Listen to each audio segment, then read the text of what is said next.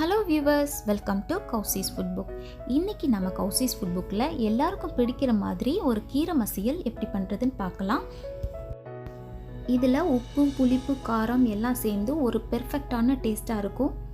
இதுக்கு நீங்கள் கடையிற எந்த கீரை வேணாலும் எடுத்துக்கலாம். அரைக்கீரை, முளைக்கீரை, சிறுகீரை இந்த மாதிரி எது வேணாலும் சேர்த்துக்கோங்க. ஒரு பாத்திரத்தில் நான் கீரையை ஆட் பண்ணுறேன்.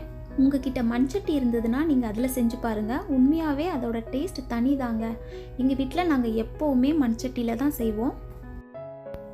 காரத்துக்கு 5 பச்சை மிளகாவை நான் இந்த மாதிரி கட் பண்ணி ஆட் பண்ணுறேன். காரம் கம்மியான மிளகாவாக இருந்தால் ஒரு 7-8 கூட சேர்த்துக்கலாம். 1 இன்ச் சைஸில் புளி, கொஞ்சமாக பெருங்காயப்பொடி, 1 டீஸ்பூன் ஜீரகம், 1 டேபிள் ஸ்பூன் தேங்காய், 4 பல் பூண்டு, 2 சின்ன வெங்காயம் கட் பண்ணி சேர்க்குறேன். ஒரு கனிஞ்ச தக்காளி சேர்த்துக்கலாம். கொஞ்சமாக கருவேப்பிலை, தேவையான அளவு உப்பு, 1/2 கப் தண்ணி சேர்க்குறேன். 1 டீஸ்பூன் தேங்காய் எண்ணெய். இது எல்லாத்தையும் ஒரு வாட்டி நல்லா மிக்ஸ் பண்ணி விட்டுடலாம்.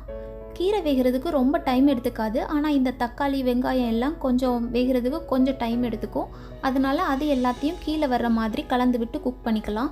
இதுக்கு ஒரு 1/2 கப் தண்ணியே போதும். ரொம்ப அதிகமாக தண்ணி சேர்க்க வேண்டாம். ஏன்னா கீரையிலேயே கொஞ்சம் தண்ணி விடுங்கிறதுனால நம்ம கம்மியாக சேர்த்தாலே போதும். இப்போ ஒரு 5 to 10 மினிட்ஸ் ஆயிருக்கு. இப்போ பார்த்தீங்கன்னா கீரையில் நல்லா தண்ணி விட்டுருச்சு. இது ஆல்மோஸ்ட் குக் ஆயிருச்சு. 5 to 10 மினிட்ஸில் நமக்கு தக்காளியும் நல்லா சாஃப்டாக குக் ஆகி அந்த பச்சை மிளகாவோட கலரும் கூட மாறியிருக்கு. ஆனால் நமக்கு கீரையோட கலர் மாறல. இந்த ஸ்டேஜில் நம்ம ஸ்டவ் ஆஃப் பண்ணிவிட்டு இதை நல்லா ஒரு மத்து வச்சு கடைஞ்சி எடுத்துடலாம்.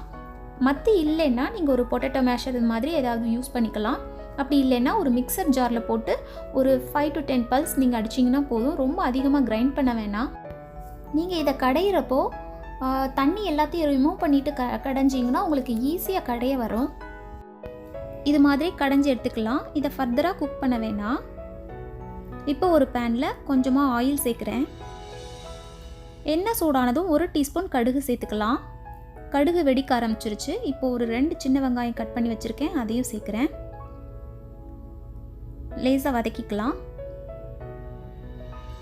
கொஞ்சமாக கருவேப்பிலை சேர்க்குறேன். வெங்காயம் லேசாக வதங்கினதும் இதை ஸ்டவ்லேருந்து ரிமூவ் பண்ணிவிட்டு இதை கீரையோடு சேர்த்துடலாம். சேர்த்துட்டு இதை நல்லா கலந்து விட்டுருங்க. நல்ல ஒரு க்ரீன் கலரில் அட்டகாசமான கீரை மசியல் ரெடி ஆயிடுச்சு.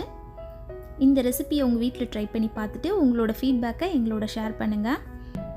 இந்த வீடியோ உங்களுக்கு பிடிச்சிருந்ததுன்னா லைக் பண்ணுங்கள், ஷேர் பண்ணுங்கள். மறக்காமல் Kowsis Foodbook சேனலுக்கு சப்ஸ்கிரைப் பண்ணுங்கள். கூடவே பெல் ஐக்கானையும் கிளிக் பண்ணிவிடுங்க. அப்போ தான் எங்களோட எல்லா வீடியோவும் உங்களுக்கு வந்து சேரும். மறுபடியும் வேறு ஒரு இன்ட்ரெஸ்டிங்கான வீடியோவோட நான் உங்களை சந்திக்கிறேன். பாய்.